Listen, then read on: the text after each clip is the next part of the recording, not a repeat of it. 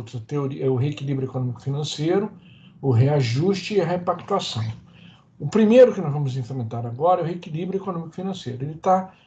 Ele está vinculado, ele é o fruto da teoria da imprevisão prevista nos contratos e na teoria geral de contratos. E ele cuida de restabelecer a relação contratual quando há uma alteração de custos imprevisível, fora da lei ordinária dos contratos e superveniente à pactuação original. Isto é, ela é posterior à celebração do contrato. Por que, vamos assim, debulhar cada uma das palavras dessa expressão? Eu falo primeiro em alterações de custos extracontratual decorrente da lei econômica extraordinária. E por que isso? Porque faz parte da atividade empresarial, na busca do lucro, a assunção de riscos econômicos ordinários, decorrentes de variações de preço dentro da margem esperada. Você só pode invocar o reequilíbrio econômico-financeiro quando essa alteração ela é exterior ao contrato e ela não poderia ter sido imaginada de maneira razoável se as coisas andassem como ordinariamente andam no planejamento de negócio da empresa.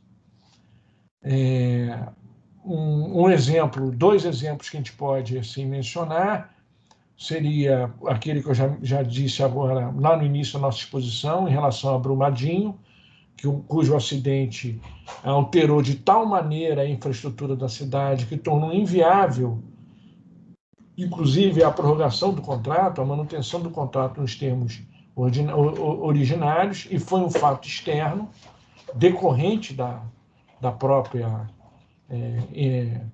situação lá da barragem que caiu e cuja a consequência o contratante não contribuiu de maneira alguma. É um evento completamente estranho ao contrato.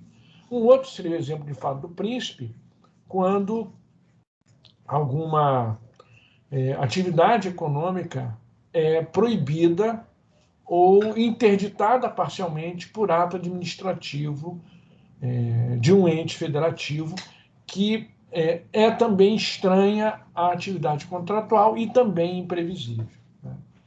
Nesses casos, não há, ao contrário do que acontece com repactuação e com reajuste, para a aplicação do reequilíbrio econômico-financeiro, como ele tem como condição para a sua aplicação a existência de um fato de impacto no sinalagma, que se encontrava na lei extraordinária, isto é, ele não era previsível. Como ele é imprevisível, não há exigência de prazo mínimo para a sua aplicação. Então, ele pode ocorrer a partir do momento que esse fato imprevisível se ultimou, se manifestou.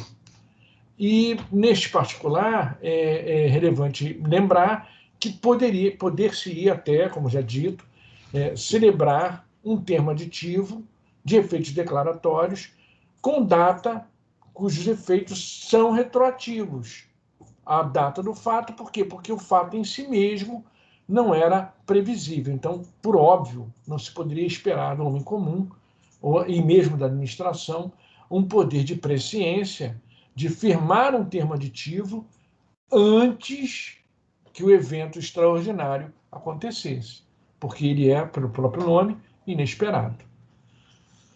Bom, em relação ao reequilíbrio econômico-financeiro, a gente pode firmar esses dois pontos principais. Ele ocorre de maneira inesperada e é exterior ao contrato e impacta sensivelmente no sinalagma.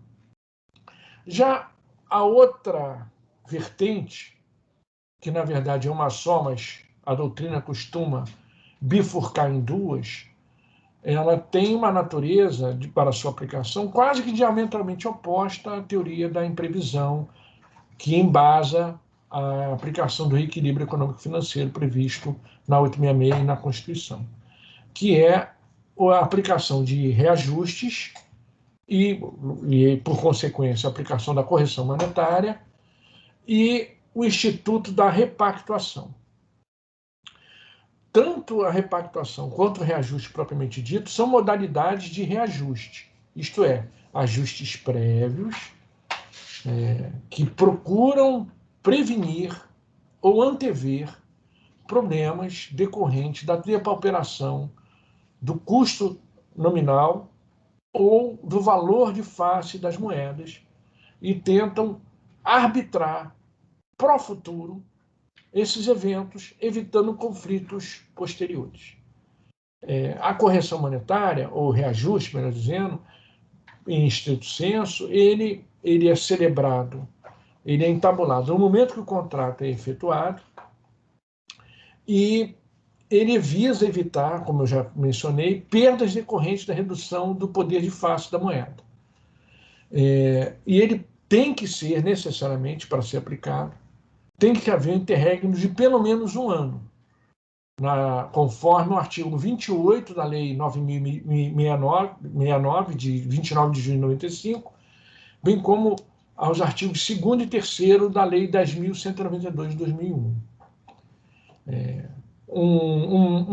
Um aconselhamento em especial que se faz neste caso é que, mesmo que o contrato não tenha previsão de durar mais de um ano ou 12 meses, a recomendação padrão da AGU, em consonância, inclusive, com o entendimento do Tribunal de Contas da União, é que, mesmo nos contratos de prazo previsto inferior a um ano, que se nomeie ou que se entabule um índice de reajuste, porque pode ocorrer algum fato imprevisível que provoque a suspensão do contrato, que provoque algumas prorrogações e ele atravesse ou ele vença esse intervalo de um ano.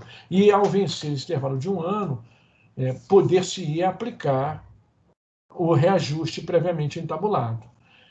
É também recomendação padrão, os senhores já devem ter visto nos nossos pareceres, que o reajuste a ser escolhido deve ser preferencialmente do setor econômico daquela atividade contratada. Se não houver um índice específico, aí sim pode-se valer dos reajustes de caráter geral. Então, só recapitulando, a aplicação do reajuste exige o interregno mínimo de um ano e aconselha-se a entabulação de reajustes nos contratos administrativos, mesmo que os contratos não cheguem a alcançar esse período, por medida de prudência. Bom, o terceiro instituto é a repactuação, que, como eu já falei, é uma espécie de reajuste. Ele também, como reajuste em sentido estrito, visa recuperar o valor original pactuado. Mas, ao invés de lançar mão de índices fixados em contrato, ele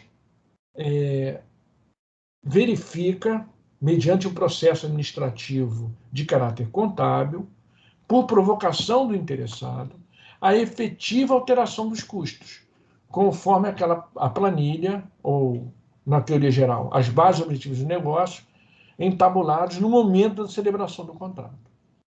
É necessário, peremptório, que a repactuação seja aplicada apenas em serviços de natureza contínua, eles não servem para contratos de empreitada, e que deve observar também o interregno mínimo de um ano entre as datas dos orçamentos e a previsão editalícia da repactuação e que não haja vinculação a índice desses custos que serão repactuados, porque eles dependem do evento futuro, que é a alteração dos preços. Em regra, a repactuação ela é aplicada quase que exclusivamente nos contratos de terceirização de mão de obra, nas rúbricas salário e benefícios, porque elas, em geral, são alteradas por acordos coletivos ou por sentenças heterônomas ou sentenças normativas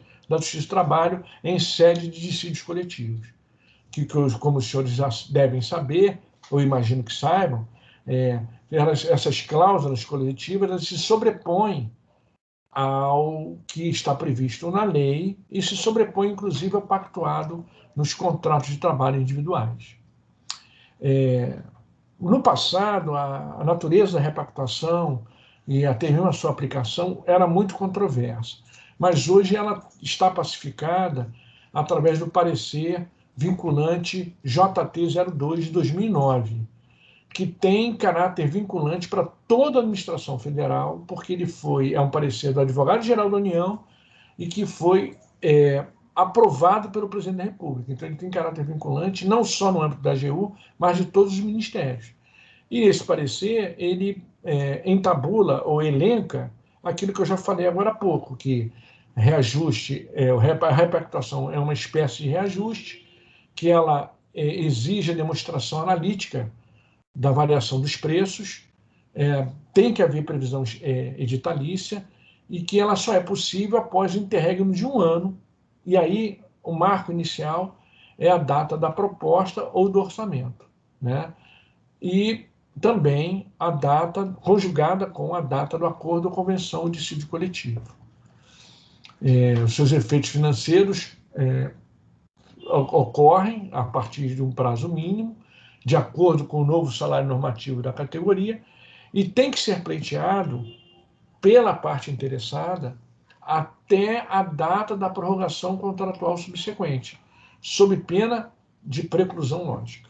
Então, neste particular, a repactuação, os senhores têm que ter em vista que ela é um procedimento um pouquinho mais complexo e que exige uma certa expertise da análise contábil, porque é necessário, ainda que nós, no parecer, não entremos especificamente nesses pontos, é necessária a demonstração analítica da variação dos custos, porque isso será, com certeza, objeto de circularização por parte dos órgãos de controle. Bom, é isso em relação à repactuação. Uma outra pergunta muito recorrente, que, aliás, sequer é muito recorrente, mas é uma dúvida muito recorrente dos órgãos, é se é necessário fazer um termo aditivo prorrogando a vigência do contrato quando, ao se adquirir um bem, essa aquisição, que tem um caráter quase que imediato, mas prevê, ou há uma previsão de uma garantia que transpasse ou que transborde o período de vigência. Então, para esses casos, a recomendação padrão, e nem é bem recomendação padrão, há uma orientação normativa da Advocacia Geral da União que desvincula o prazo de vigência da garantia do fabricante ou da garantia contratual. Então, a orientação normativa 51. Então, a resposta a essa questão o contrato, como nós tivemos no passado, uma contratação de uma aeronave, a aeronave tinha uma garantia de quase 10 anos, se seria necessário se elaborar termos aditivos subreptícios, recorrentes, até se ultimar o prazo de garantia. Nos termos de orientação normativa 51, que desvincula a garantia legal ou contratual do objeto, né, da própria vigência do contrato administrativo, permitindo a aplicação de penalidades no caso de descumprimento, a resposta é negativa. Em regra, não há necessidade de elaborar esses termos aditivos por prazo superior ou por prazo contemporâneo ao da garantia.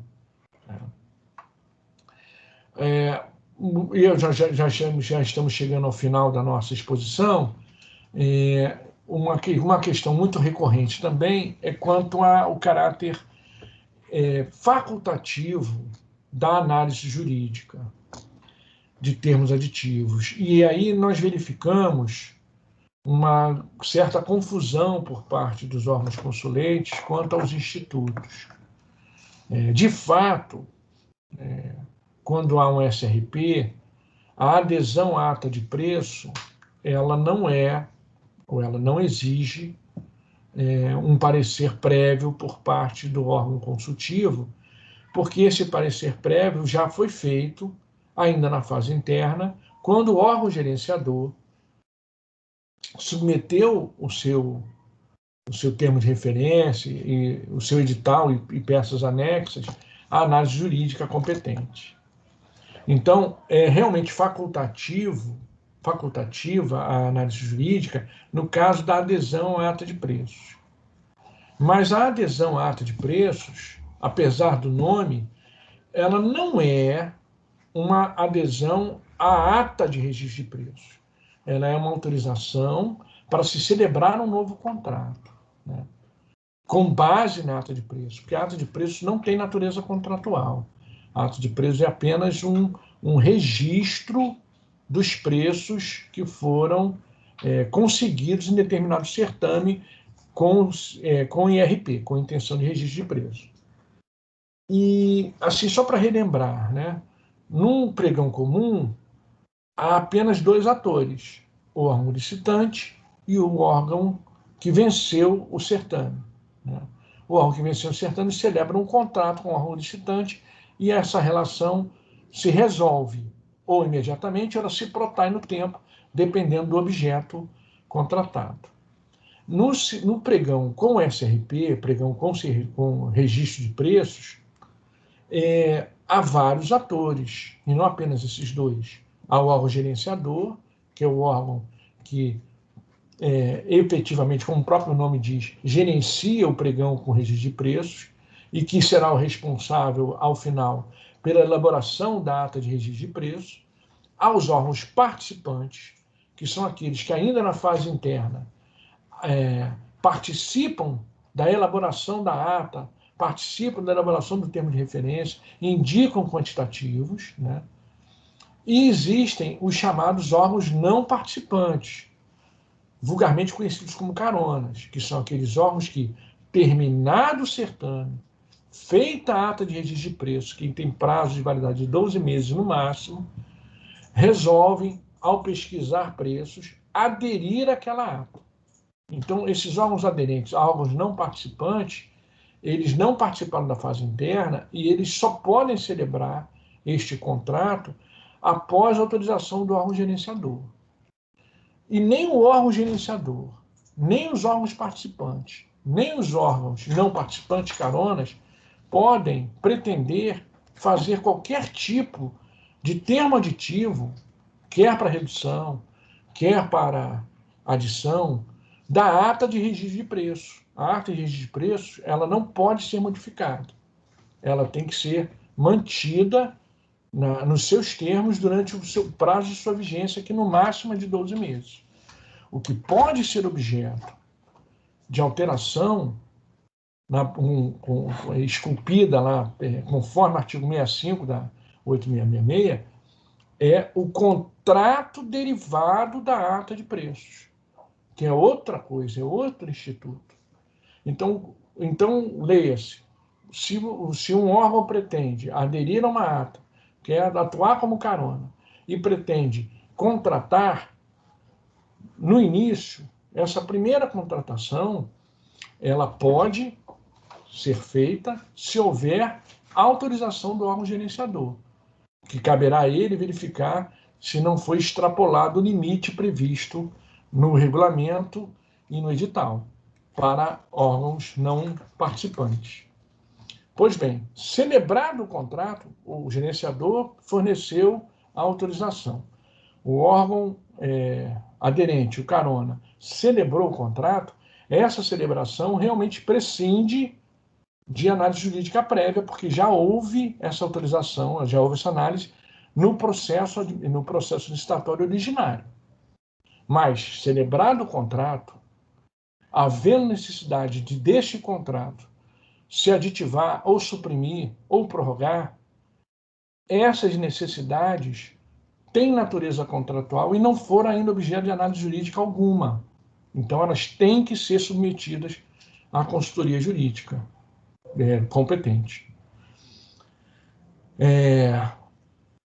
Isto é, apenas a contratação original, numa adesão à ata de preços, está dispensada a análise jurídica.